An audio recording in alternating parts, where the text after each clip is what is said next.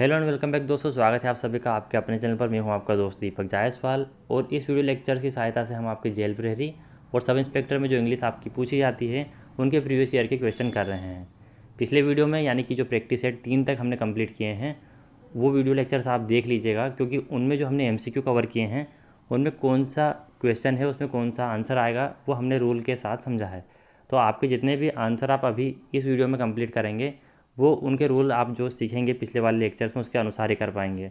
और यदि आप डायरेक्ट इस वीडियो लेक्चर को अटेंड करेंगे तो आपको थोड़ा समझ में कम आएगा कि इसमें ये ऑप्शन क्यों आ रहा है, क्योंकि हम पहले उन सब चीज़ों को पढ़ चुके हैं।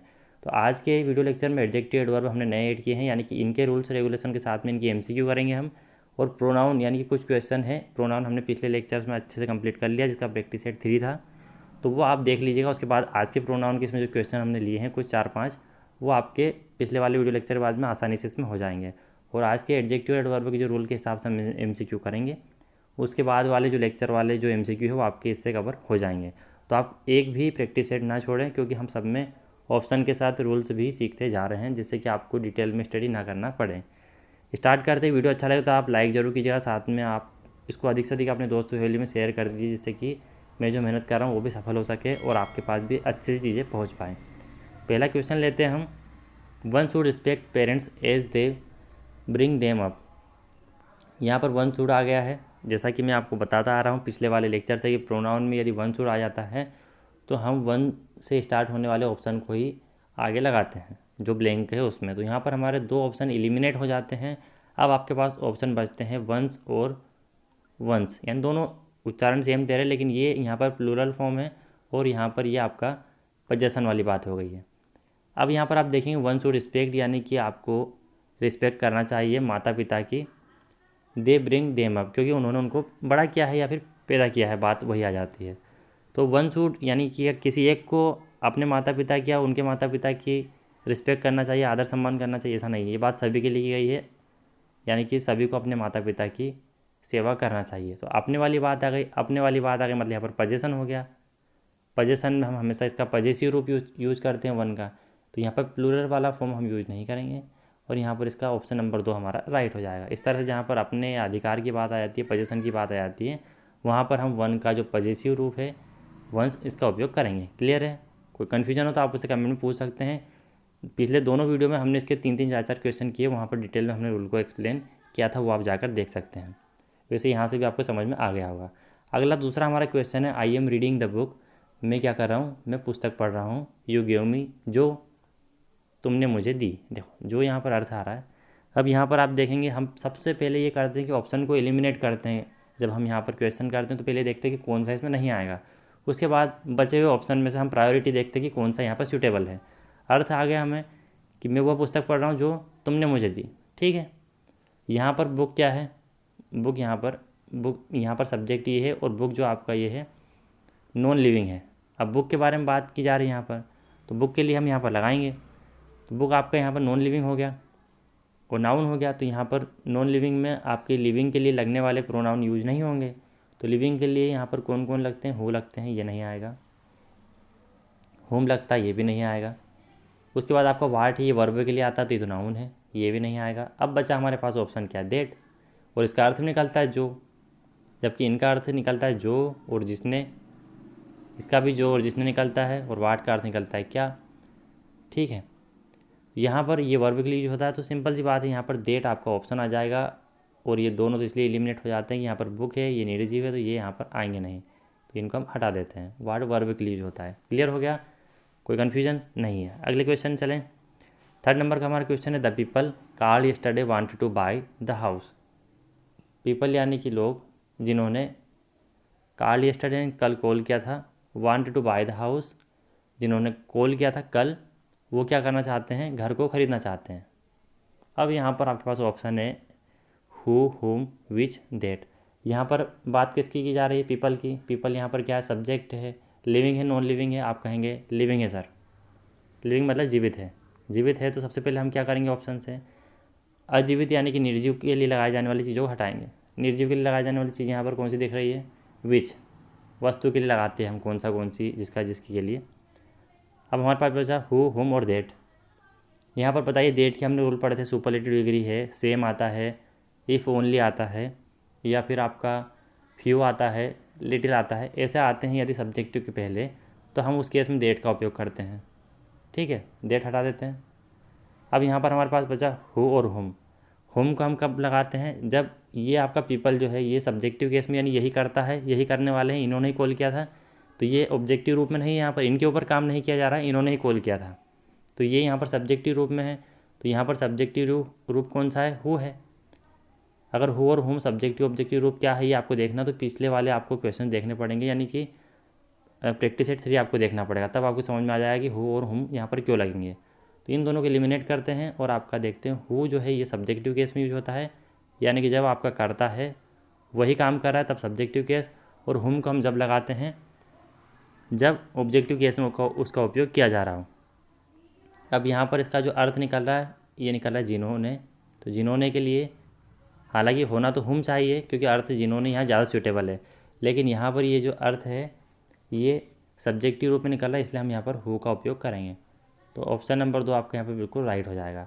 अब हुम कब आता, जब आप उसके ऊपर काम करते हैं, जैसे कि ही, हम यहाँ देख लेते हैं, यहाँ पर कार्ड के पहले ही आ जाता, द पीपल, उसके बाद यहाँ पर खाली स्थान, उसके बाद ही कार्ड यस्टरडे, यानी इसका अर्थ ये हो जाता कि लोग जिनको उसने कॉल किया था, तो यहाँ पर उसने इनको कॉल किया था, तो उसने ये क्या हो जाता है, करता हो जाता, तो उस कंडीशन में जिनको यहाँ पर हुम आ जाता है, क्योंकि ये फिर ऑब्जेक्ट हो जाता और इसके लिए हमें लगाना है ऑब्जेक्टिव केस में पीपल हो जाता, कार्ड के पहले ही, वी, दे या कुछ भी आ जाता, तो फिर आप उसके ऊपर काम करते तब इसका ऑब्जेक्टिव रूप आ जाता जो कि हुम। इस तरह से सब्जेक्टिव और ऑब्जेक्टिव रूप काम करते हैं। तो ये आपको अर्थ निकालने पे या सेंटेंस को देखने पता चलेगा कि ये सब्जेक्ट के लिए हम लगा रहे हैं कि ऑब्जेक्ट के लिए लगा रहे हैं। क्लियर है। चलिए अगले क्वेश्चन में चलते हैं। The author you criticised in your, यहाँ पर आया इन यूर रिव्यू, यूर आ जाएगा यहाँ पर, you criticised in your review has written a reply, यानी एक लेखक जिसको तुमने क्रिटिसाइज़ किया था तुम्हारे रिव्यू में, उसने क्या किया है, रिप्लाई किया है। यहाँ पर क्या आ रहा है, जिसको या फिर द ऑथर जिसको या फिर जिनको या फिर जिसको तुमने क्रिटिसाइज़ किया था अपने रिव्यू में।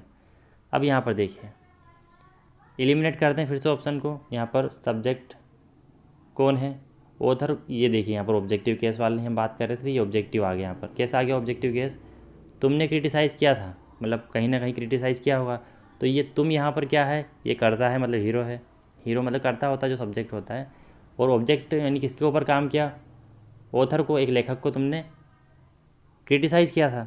अब यहाँ पर ऑब्जेक्टिव रूप कौन सा हमारे पास दिख रहा है, होम, और हु सब्जेक्टिव केस है तो हम इसको हटा देते हैं। क्लियर हो गया ये।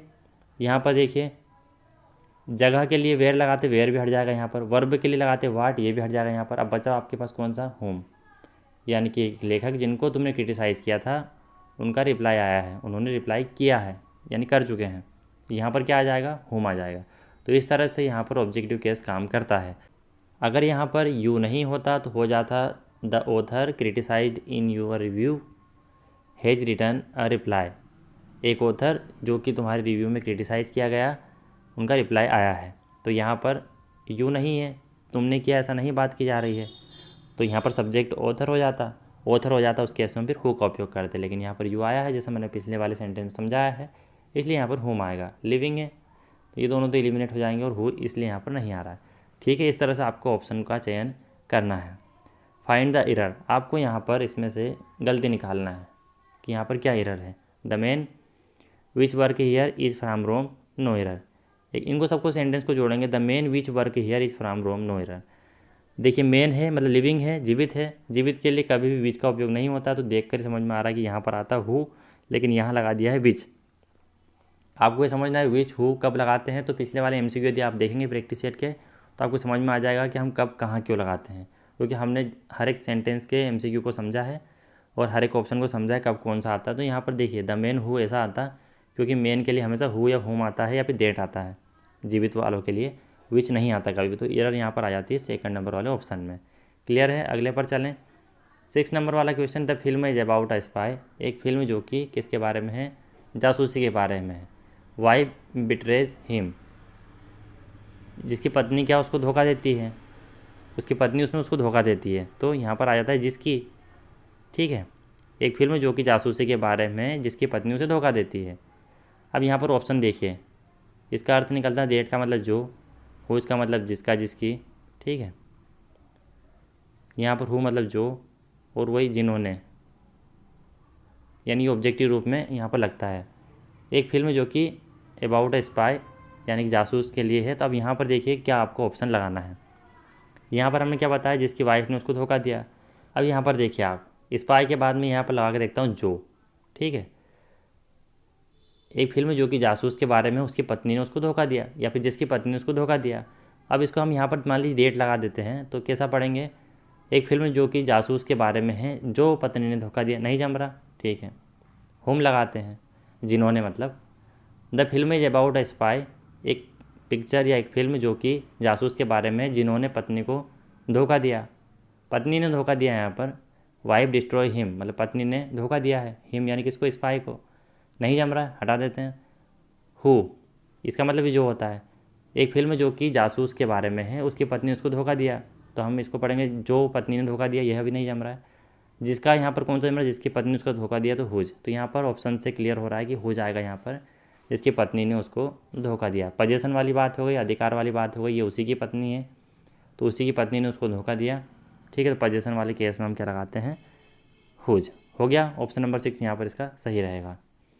अगला 7 नंबर का हमारा क्वेश्चन है, देट इज़ द वुमेन, यह वही महिला है, कौन सी महिला है, husband work with my brother, पति जिसका मेरे भाई के साथ काम करता है। तो यहाँ पर क्या आ जाएगा, जिसका, जिसका पति मेरे भाई के साथ काम करता है। अब देखिए यहाँ पर मैं हु लगा दूंगा, तो यह वही महिला है जो पति मेरे भाई के साथ काम करता है, नहीं जम रहा, हटा देते हैं। हुम यानी जिन्होंने, यानी कि ऑब्जेक्टिव केस में महिला यहाँ पर हीरो है हमारी, करता है, तो यहाँ पर ये ऑब्जेक्टिव केस नहीं आएगा, ठीक है। देट का मतलब होता है जो, लगा के देखते हैं, that's the women that's husband, यानी कि यह वही महिला है जो पति मेरे भाई के साथ काम करता है, यह भी नहीं जम रहा, हटा देते हैं। जिसका पति मेरे भाई के साथ काम कर रहा है, क्लियर हो गया, हो जाएगा, अधिकार वाली बात आ गई, जिसका पति, तो पजेसिव रूप आ जाएगा यहाँ पर, ये किसका पति है, महिला का पति है। अगला हमारा क्वेश्चन है, do you know the boy mother is nurse, क्या तुम जानते हो कि लड़के, लड़का यहाँ पर क्या हो गया, लिविंग हो गया। अब लिविंग के लिए हमें काम करना है, मदर इज नर्स, तो यहाँ पर नॉन लिविंग वाला कोई यहाँ पर ऑप्शन दिख रहा है क्या, नहीं, सारे लिविंग में ही यूज होते हैं, ठीक है। ये ट्रिक हमारे काम नहीं कर रही। अब क्या करेंगे, अब करेंगे हम देखेंगे कि देखिए अर्थ निकाल कर देखते हैं कि क्या तुम जानते हो कि लड़के की माँ, लड़का जिसकी माँ नर्स है, क्या निकल के आ रहा है, जिसकी, लगा के देखो। हूँ वही ऑब्जेक्टिव रूप में, यहाँ पर सब्जेक्ट हमारा लड़का है, ठीक है। उसके बाद हु लगा सकते हैं, लेकिन पढ़ के देखिए, क्या तुम जानते हो लड़का जो माँ नर्स है, नहीं जम रहा है। ये वर्ब के लिए जो होता है ये यहाँ पर नहीं आएगा, नाउन के लिए काम कर रहे हैं हम। होम ऑब्जेक्टिव केस में काम करता है, ठीक है, तो यहाँ पर आ जाएगा हुज। उसकी मम्मी की बात हो रही है कि उसकी माँ नर्स है, पोजीशन वाली बात हो रही है तो हुज आ जाएगा। अर्थ भी यहाँ पर सूटेबल आ रहा है जिसकी, और इसका अर्थ भी जिसका जिसकी जिसके होता है। अगला 9 नंबर का हमारा क्वेश्चन है, इसको समझने की ज़रूरत है। We should all be kind to, मतलब हमें होना चाहिए दयालु, किसके लिए होना चाहिए, each others, each other, one another, one others. अब अर्थ देखते हैं इनके। ईच अदर्स का मतलब होता है एक दूसरे का, अदर्स मतलब ये यहाँ पर एपोस्ट्रोफी दी हुई है, यानी का की के अर्थ निकालता है, यहाँ पर भी का की के अर्थ निकालेगा। यहाँ पर इसका अर्थ निकलेगा आपस का, मतलब हमें आपस का दयालु होना चाहिए, तो ये गलत हो जाएगा। आपस का होता है क्या, ऐसा तो सेंटेंस में नहीं जम रहा है। ईच अदर्स यानी कि एक दूसरे का दयालु होना चाहिए, वी शुड हमें दयालु होना चाहिए एक दूसरे का, ये भी नहीं जम रहा, ठीक है। इसका मतलब होता है एक दूसरे के प्रति, मतलब एक दूसरे इतने तक भी यह अर्थ निकालता है, मतलब स्थिति के हिसाब से एक दूसरे के लिए या फिर एक दूसरे के प्रति, ऐसा अर्थ इसका आता है। वन अनदर यानी आपस में, यहाँ पर आपस इसका अर्थ होता है। तो देखिए, we should all be kind to each other, एक तो ये हो जाता है हमें एक दूसरे के प्रति दयालु होना चाहिए। एक तो ये ऑप्शन यहाँ पर आ सकता है, एक आ सकता है वन अनदर, हमें आपस में दयालु होना चाहिए। तो आपको सूटेबल कौन सा यहाँ पर लग रहा है, एक दूसरे के प्रति ही मतलब दयालु होना चाहिए, क्या हमें दूसरों के लिए दयालु नहीं होना चाहिए, बात सोचने की है। मतलब हमें सभी से मिलकर दयालु रहना चाहिए, यहाँ पर वी वाली बात हो रही है। ईच सूट तो लिखा नहीं यहाँ पर, each suit all be kind to, फिर आ जाता ईच अदर।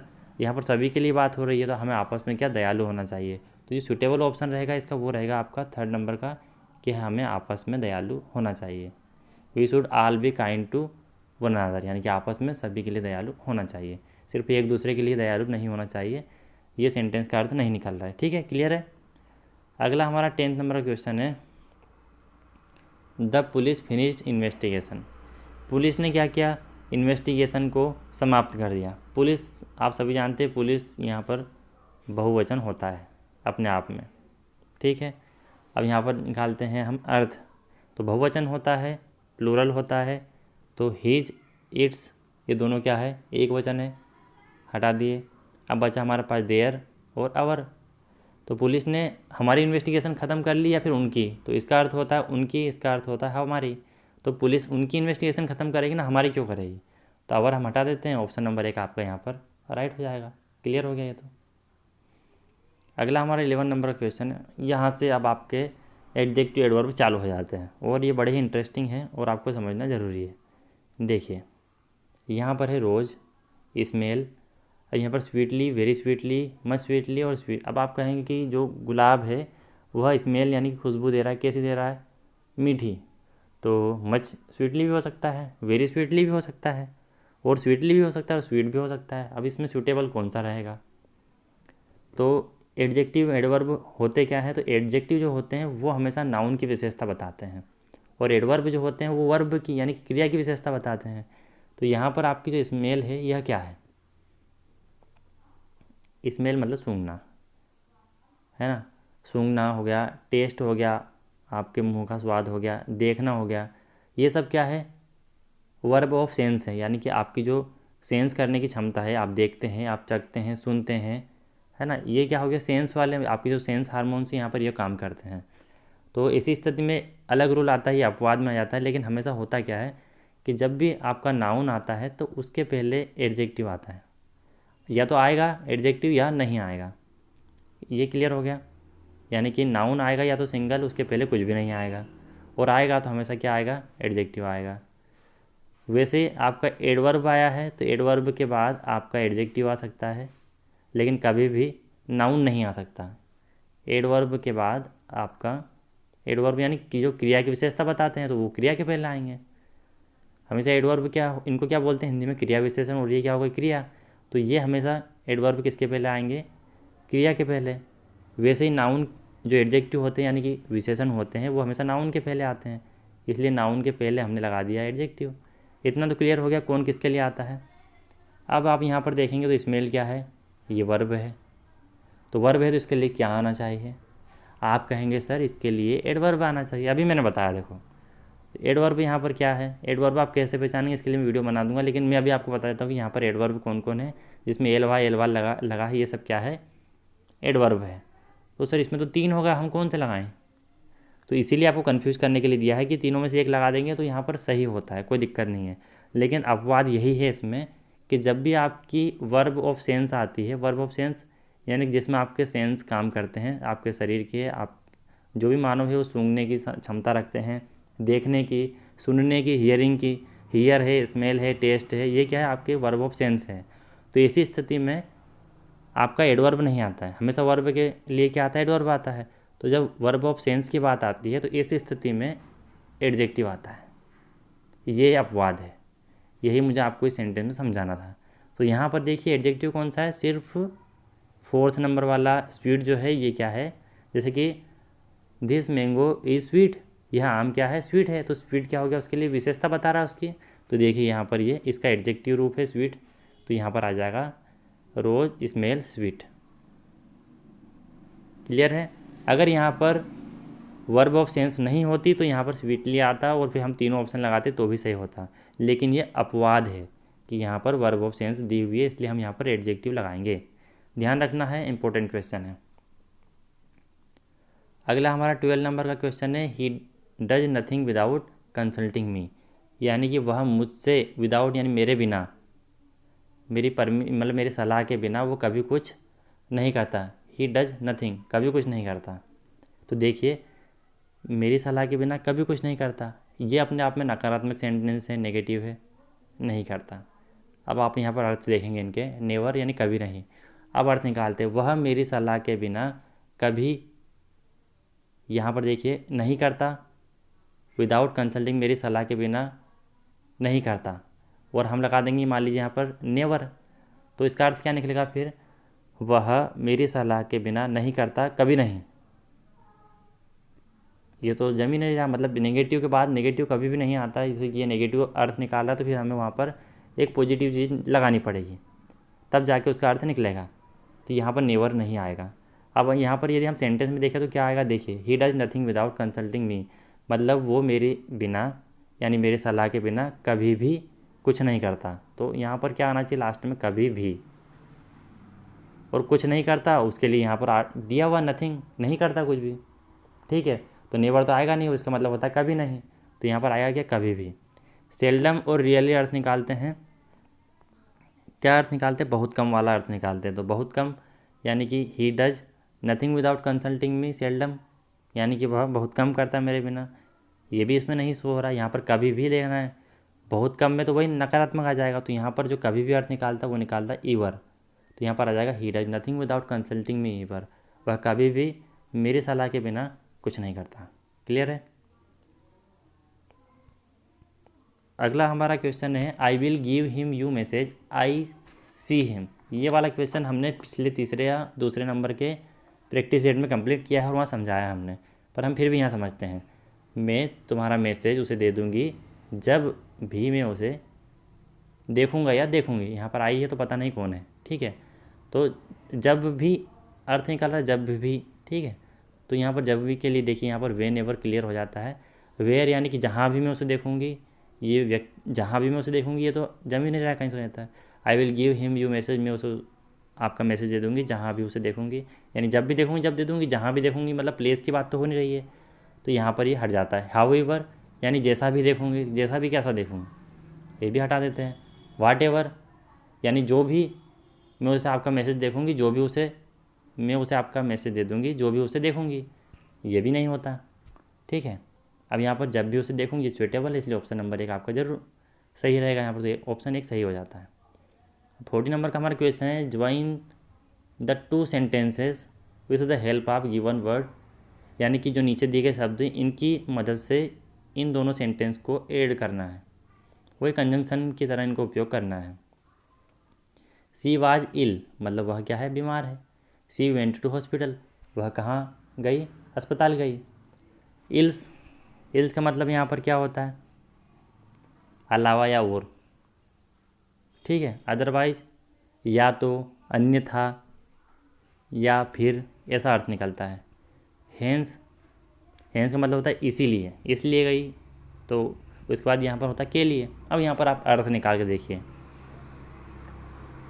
वह बीमार थी, अलावा वह अस्पताल गई, नहीं जम रहा है।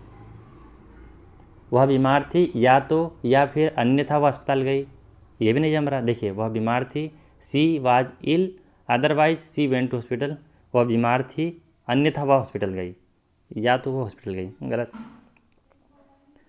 सी was ill, hence went to hospital, hence she went to hospital, वह बीमार थी इसीलिए अस्पताल गई। यहाँ पर ये सही लग रहा है, पर एक और चेक करते हैं हम।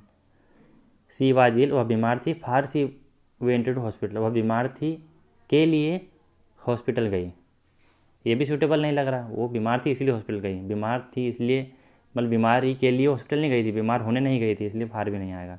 बीमार होने को हॉस्पिटल नहीं जाता, सही होने जाता है। तो वो बीमार थी इसलिए हॉस्पिटल गए, तो हेंस का यहाँ पर अर्थ निकलता है इसीलिए, तो ऑप्शन नंबर आपका 3 यहाँ पर सही हो जाएगा।